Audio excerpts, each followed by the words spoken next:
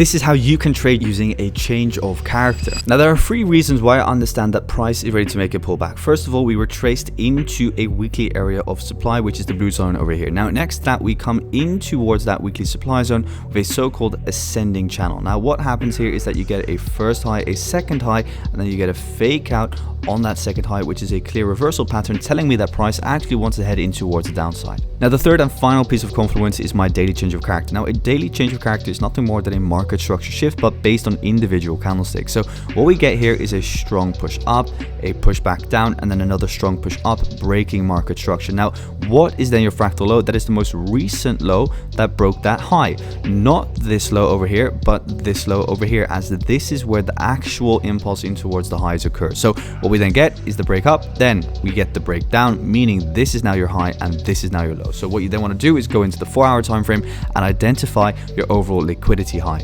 Now, what we have is the strong impulse in towards the downside. Within that overall impulse, what do we have? We have a liquidity high right over here in the form of a bump in the road. So we get the strong impulse down, small pullback, strong impulse down, meaning this here is liquidity. That is then where you want to wait for your entry. So again, what do I wait for? I wait for a strong impulse in towards the downside, forming an area of supply over here. That is then where I want to enter with my stop loss above the highs, targeting a new lower low. And as you can see, that is when the real trade in towards the downside plays out.